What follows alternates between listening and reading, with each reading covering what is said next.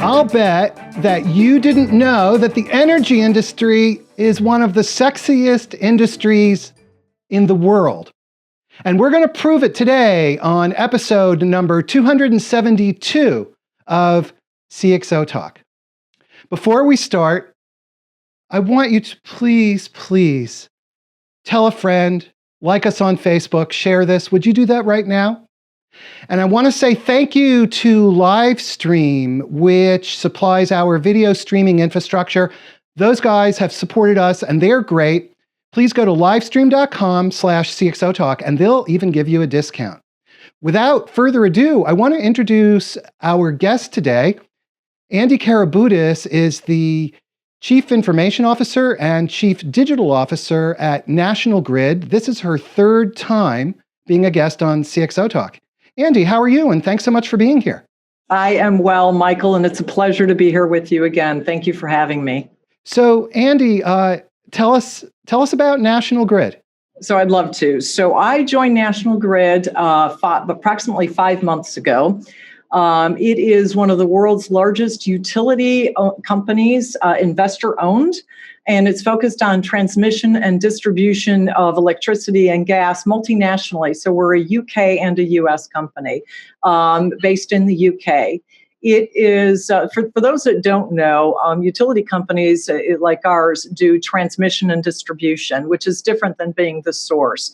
So just very simply, if you think about source of energy, whether it's a power plant or whether it is gas, which, for example, in the US, we have 33 states that produce gas. Those are the sources. A company like National Grid, what we do is we transmit this energy and we distribute in some cases. And by transmission, that is the high voltage, the lines that you see above, fields and things like that are high voltage that transmit along long distances, and then do a step down transformation or transform in order to do what I call the last mile or distribute to businesses and homes, which is a step down in the power. Similarly, along the lines of gas, it's high-powered gas lines, and then when it gets to its destination, it's lower-powered. So we actually do that transmission and distribution in the UK and the US. In the UK, we do the transmission for England and Wales, and we operate the lines for Scotland, though we don't own them, for those networks. And we have about 4,400 miles of overhead lines and 932 miles of underground lines and 342 substations, just to give you a sense for the order of magnitude. In the US, we do transmission and distribution. In the UK, it's only transmission. In the US, it's transmission and distribution in New York, Massachusetts, and Rhode Island. So it's a pretty exciting business when you think about what our motto is, which is to bring energy to life, how many homes and how many businesses we actually bring energy to. Again, here in the U.S., about 3.3 million electricity companies and upwards of 3.5, 3.6 million gas customers as well. So exciting company. Yeah, so you're a very, very large company. And when we talk about energy, can you maybe take a step back and share with us what are the energy challenges? I mean, we know the price of oil is rising, but from your standpoint, what are the energy challenges that are facing these countries, facing the world? And how do these affect you at National Grid and your thinking about the activities that you perform? So, Michael, if you think about the fact that where energy is going, we're going towards a world of decarbonization, decentralization, alternative energy sources, wind, solar, hydroelectric, geothermal, et cetera. And so those new energy sources will require new infrastructure for distribution and transmission and distribution.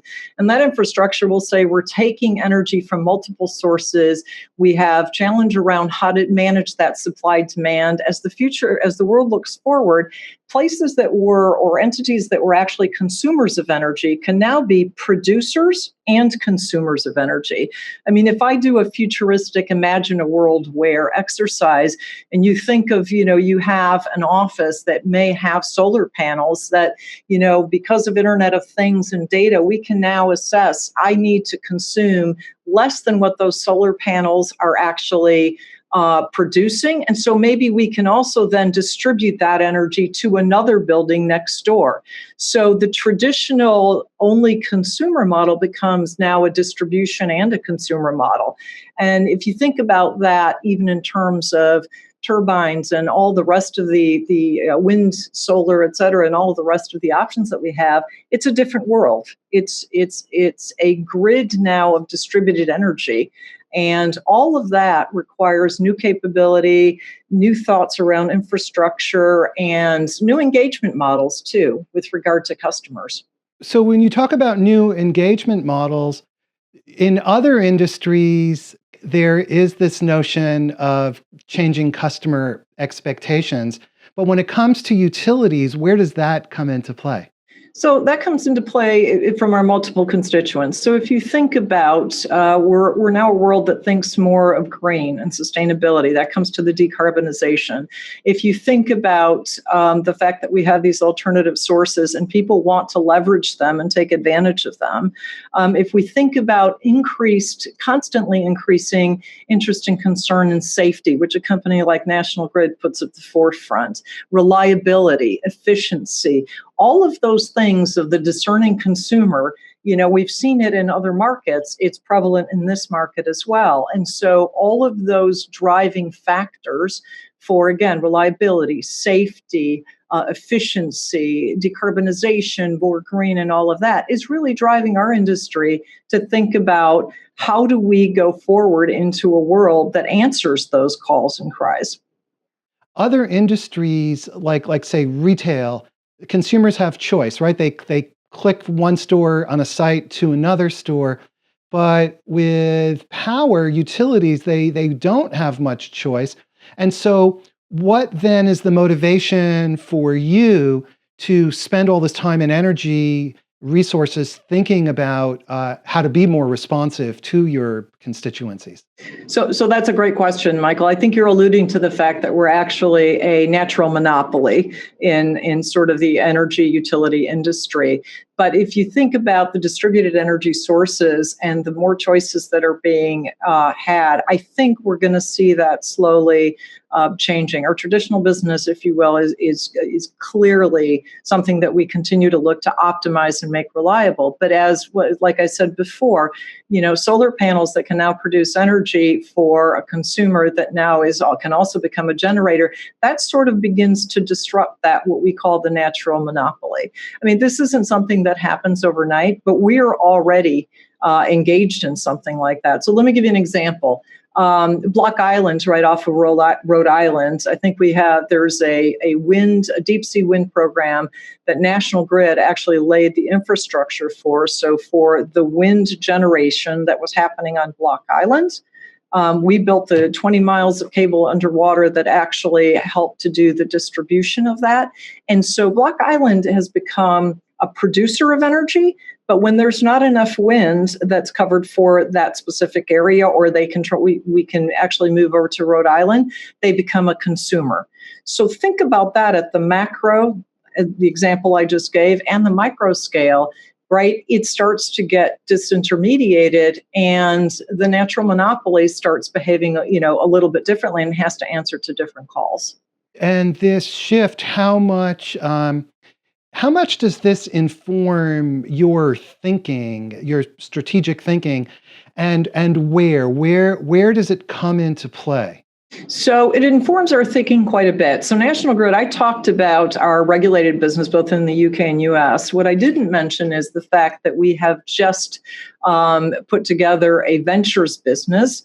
It's just over a year old, I think. And in the ventures business, we're thinking about this distributed energy decentralization. We're thinking about increased safety. We're thinking about choice. We're thinking about the digital environment that says, for example, a Nest or equipment, heat controls in the house. If a utility company, there's some way that we can say, if we can dial down the heat to save energy and share it across, how can we actually start distributing and balancing better our supply demands of electricity or potentially even gas?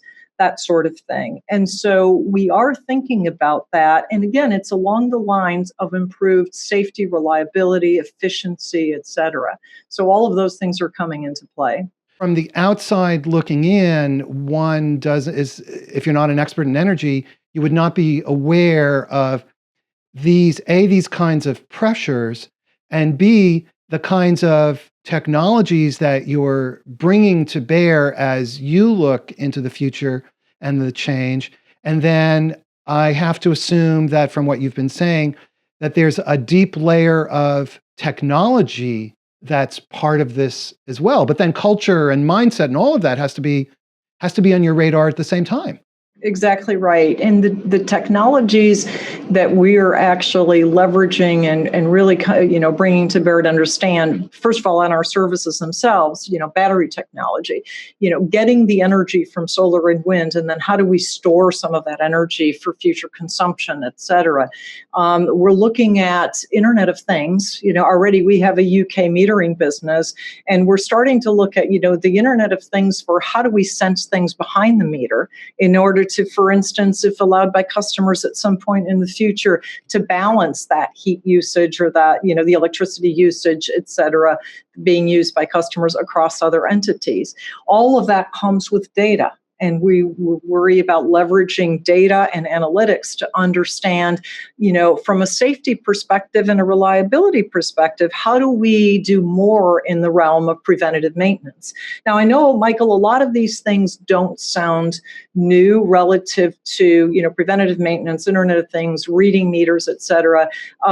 But to the degree that we, anticipate we will need to do that, this is going to be a pretty marked improvement, I think, for utility industries. And we're going to need to answer that digital call in order to be able to address new technology in our services. Again, storage, battery, things like that, alternative energy sources, new technology and customer and consumer engagement. Customers, even today, and we're doing this sort of thing, want to know, how much energy have I used? What are my peak periods? How do I compare to my neighbors, et cetera, things like that. And those are things that we already have into play. And new digital technology around the efficient and effective enterprise as well, for frictionless employees, our field force being out in the field. Think about augmented reality or virtual reality, from a safety perspective and a repeatability, helping our field force be able to do repeatable repairs or the correct repairs, right sequencing, et cetera, or preventative measures using that sort of augmented reality guidance. So there's a tremendous amount that we can and we are looking to do. I want to remind everybody that we're speaking with Andy Karabutis, who is the Chief Information Officer and Chief Digital Officer at National Grid, which is one of the largest energy transmission organizations in the world. There's a tweet chat going on right now using the hashtag CXOTalk. And so you please tweet your questions in and share your comments. So you are the CIO, the Chief Information Officer, and the Chief Digital Officer. So how do those roles come into play with the transformations that you were just describing? Right. So they actually, my title is actually Chief Information and Digital Officer, so CIDO. And those roles come into play, a couple of things. So when I joined National Grid, I think the recognition was that IT, enterprise technology, operational technology, and critical national infrastructure are a continuum. And that, the reality is that while the enterprise technology continues to be extremely important and we continue to drive it, that continuum says that as we look to going towards more and more digital capability, both for our customers as well as for the different technology that we're using in battery, solar energy, and the things that we're investing in there, primarily led by our ventures arm, that continuum really makes sense to come together into one overarching strategy for the company. So I would say what's different about my role here than traditional or some of the CIO roles I've had in the past is I'm pushing further into the operational technology and partnering a lot more with the business units here at National Grid. And again, I'm only 5 months in. We're at the stage of we're developing. We have a lot of great digital initiatives going on. We're at the stage of developing what I think is going to be a great overarching strategy. And together with our ventures, with our electricity transmission, our gas transmission, and our distribution businesses, we're going to be putting that together and looking at the entire value chain of the company to determine where do we continue to drive some of the digital investments we have? What things do we decide to stop, and where do we double down? And so the interesting thing is, traditional CIOs would have said, I would say many years ago, as a matter of fact, that IS belongs only in IT, it belongs only in IT or information services, as we call it here. But the reality is technology is now and continues to be and has been for several years so ubiquitous. And the digital disruption using Internet of Things, using mobile, using cloud, using distributed technologies, battery technologies, and all of those things coming together into an overarching strategy to really drive forward improvements in safety, reliability, efficiency, customer enablement for the customers that are National Grid is what we're trying to do. So I'm really proud of the fact that this digital strategy, though, it's, the core of it is what we're trying to do in my organization, is an end-to-end enterprise endeavor. And our board is very keen on it. Our executive team is very keen on it. And we're really driving it as a group. So on this theme of the digital aspect, we have an outstanding question from Twitter. Arsalan Khan asks, are there any use cases, now this is a multi-part question, any use cases for AI and blockchain, and what happens to the jobs that are lost? So it's really 3 different points: AI, blockchain, and the impact on jobs in the energy industry. So look, there are. Let me start with AI. So first of all, AI allows us to gather as much data as we can, learn on it, et cetera. And again, just like any other industry, be able to apply it for predictive and look ahead, safety, sustainability, improvements in our efficiency, et cetera. So AI, as it applies to all other industries, is something that would help us as well in our specific use cases. Blockchain is very interesting. For authentication of the transactions, clearly could be an opportunity for us. It could also be a really strong opportunity for instance, people may want to just pay for the energy they use ahead of time, like a parking meter. There are new models now that blockchain could be leveraged to use. So if someone is at a summer cottage, for instance, and they want 2 days worth of electricity, and then, they can leverage what that is, they can prepay using a blockchain transaction. So there's a multiple use cases. Those are 2 of them, probably not the strongest, but 2 right there that we could say blockchain could be a big enabler for us.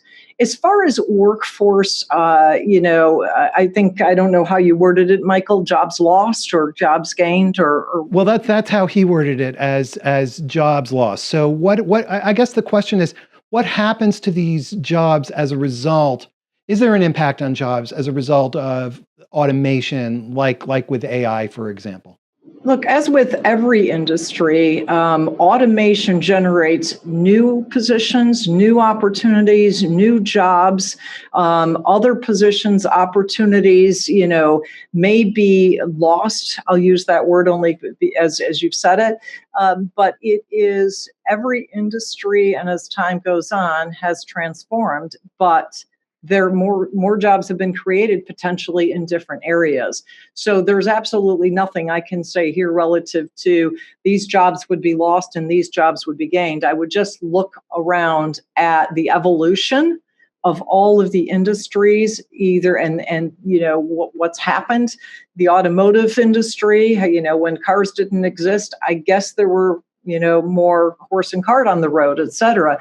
But that created a whole plethora of jobs in and of itself as it became a new industry. So I think I would just say change is inevitable, change happens, but out of change are born new opportunities and new positions. So I don't know that there's lost jobs net. It sounds like at least a fair amount of your time is being invested right now in looking at these kind of forward-leaning technologies. Right. And the driver for them is decarbonization and decentralization and distributed energy resources, right? Those are very real sort of drivers for us and the trends that are going forward that we need to address and answer. If you look at my former colleagues in the tech industry, Google, et cetera, they're all right there. Tesla, they're all right there, really thinking through. And we want to be part of that. We want to, we believe we are, and we continue to be at the forefront of really helping drive some of the innovation in this space. Is that why they brought you on with this role? I think the reason it's a somewhat newly created role of chief information or a combined role in digital officer is to really in recognition of the disruptive technologies, information systems, data, and all of that as a continuum. And so I think it's that sort of recognition of that that's caused the organization. I think we've seen it around multiple organizations. Some companies have CTOs, some companies have done what National Grid has done, but it's that recognition that has pulled both aspects together. We have another question from Twitter, and John Nosta, he's a former guest on CXO Talk and a big time thinker in healthcare innovation. And John asks, can you make sense of what an electromagnetic pulse is and how we can protect our electrical infrastructure against this? And he's thinking of North Korea, for example, and all of the talk about that. So electromagnetic pulses, do you have it? What is it? How can we protect ourselves against it? So I wouldn't dare to begin to do that on CXO Talk. I think I do have an idea of what an electromagnetic pulse is and detection and all the rest of that, but I think that would be a little bit deep and might be a little bit beyond what I want to bring into this program, to be honest with you. Well, one of these days we're gonna have to get an electrical engineer to talk about it. I won't understand it at the time, but it'll be interesting. Yes, just suffice it to say, I'll address this to John Nosta. We are very, very high and very, very focused on cybersecurity, and as a critical national infrastructure, we're greatly concerned about that. So I think it's a little bit of a tangent to John's question, but maybe where he was looking to go. And actually, a very, very interesting and important question. So would you share with us some thoughts, insight on this topic of security and these cybersecurity attacks that we have been hearing about? Sure, I'd be happy to. So, Michael, obviously, cybersecurity is something that is at the forefront of every chief information, chief digital, chief technology officer's mindset. And by the way, it's at the forefront of every board member's concern as well as executive committees, because keeping an enterprise secure both physically and through digitally is critically important for companies like us, for water companies, electrical, gas, et cetera, the utility companies, communications. Those are all critical national infrastructure, and we take it very, very seriously. How big a threat is it at this stage? So, Michael, I hope you don't think this a non-answer, but we take it so seriously. We always consider it a threat, as do most companies. I'm sure if you talk to Equifax or Anthem or Target or any of those companies, answering the question of how big a threat is it, you just need to assume that it is a paramount threat. And we all take mitigating actions and controls and have strategies around that.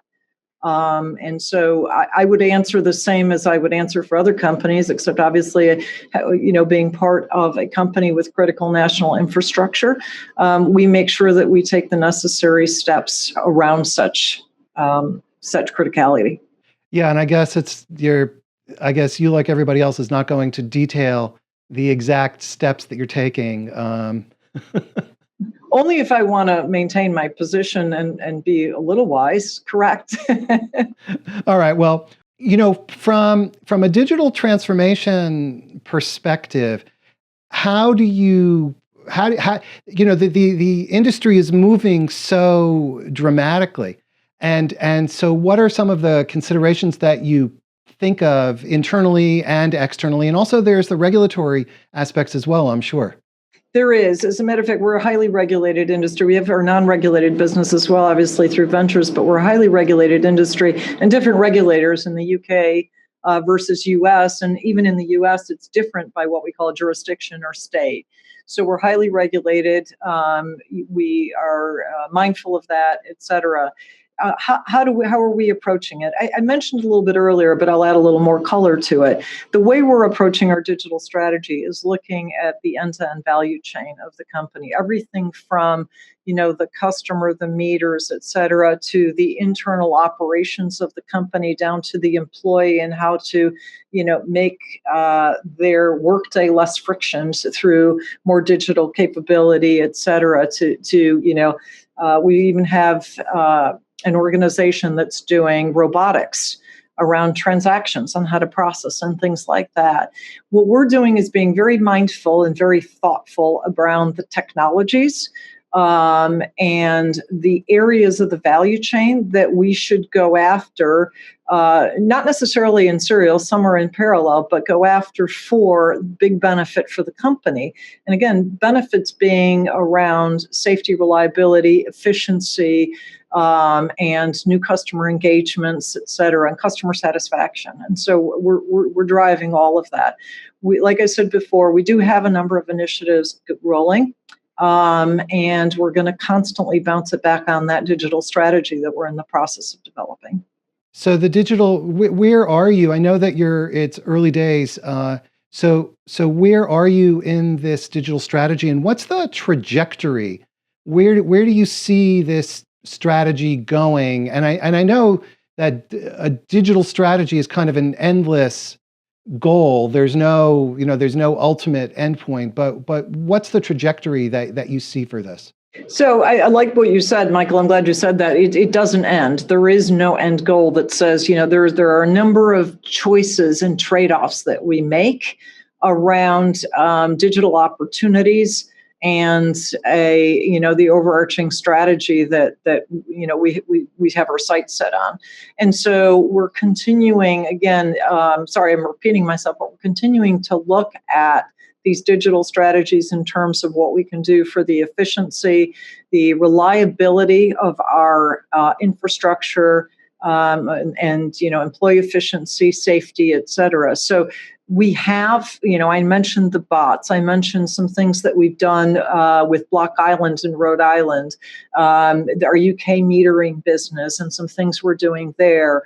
We're doing a bit of work trying to understand, what are the different customer engagement models. We have mobile apps in place, that our customers can use to download not just their bills, et cetera, but consumption, and see where they are compared to their neighbors on consumption and things like that.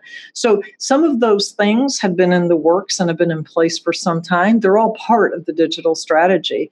We're now looking at, through our ventures group and our business development, what those next steps are. Clearly there's some things I can't talk about, but I'm really excited about some of the things that we're doing and what we are thinking about in terms of those venture opportunities. So it sounds like very clearly there's part of this is a broader innovation strategy. It really is. It really is.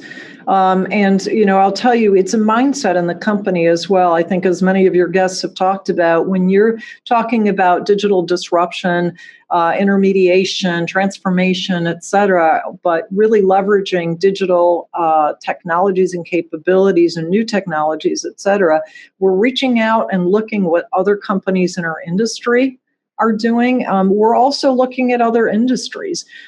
Before I joined, our CEO John Pettigrew and my peers on the leadership team had gone to the West Coast and continually, and that's a continual process where we're taking a look and seeing what are some of the tech companies doing. How are they leveraging things, and what are some of the offerings that are out there as well? So it's that mindset and quest for innovation for a startup. I have a team actually called National Grid Labs. There's one in the UK and one in the US that's part of the information services organization that I've got. And they are doing some futuristic things. Imagine a world where, and the way they do that is they think of problems, whether it's friction in the field force or whether it's something that, customers we think would really want. They listen ear to the ground. And both of those labs, both of those teams have really done some interesting things. They are looking at tying Apple Watches into, the field force, and if the field force requires some alerts to happen, et cetera, to make it very, very easy.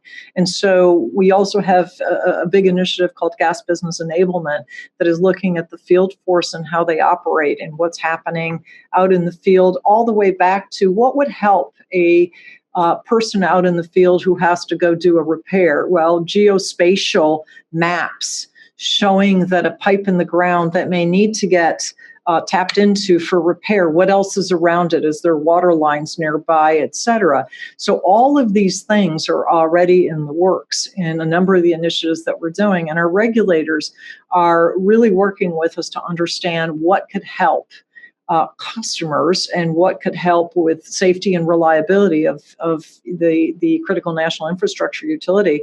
And we're working together to identify all of those and really try to drive the proper investment to bring those to bear. It sounds like you're looking across your entire value chain and set of processes in a very systematic way. That's how it comes across. It is, but we're not necessarily saying what's next in the value chain and what do we do there. We look and say what's the biggest value for our customers, for the safety of employees, for the reliability of the utility, et cetera. Because at the end of the day, if you think about what our mission is, which is to bring energy to life, that uninterrupted energy source, that uninterrupted, energy that people rely on, whether it's the patient that needs the heart monitor going, et cetera, or the children that need warmth, not to get too emotional kind of on you, Michael, but it's so important that we are looking at that and then saying, under the overarching umbrella of the decarbonization and the sort of interrupts that we have around decarbonization and decentralization. How do we continue to do that better and better and better? So you've broken it down to these various components that you've described. And so when you're looking at innovation and looking at what's coming next and where you can make changes, it's all hinged on these several areas. It is. We always go back to, we're a very proud company, and I'm very proud to be part of this company. We always go back to, we bring energy to life. We want to do things in a better way. And we want to constantly challenge ourselves to make sure that we're working with our regulators, that we're listening to our customers, and customers being both on the source side as well as on the distribution, the end customer that utilizes the energy here in the U.S., that we're constantly challenging ourselves for those, the better way and the newer way and improved ways of doing business. Now you've mentioned the regulators several times, and so where does regulation come into play as you're thinking about these new technologies, IoT, blockchain, so forth?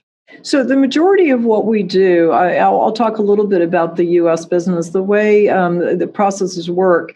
When we want to do something new, for example, in information systems and digital, we go to the regulators, and because we're a natural monopoly, the regulators will ask and want to see the benefit to our customers, or to, for safety, et cetera, all the items I talked about before, and will approve us doing that. At the end of the day, the way we are funded is part of the electric or the gas bill in the US is made up of these things that we are doing. That's how we actually earn the money to do that, is they have to be approved and there has to be a good benefit towards them. So we can add, for instance, to the bill in order to fund them.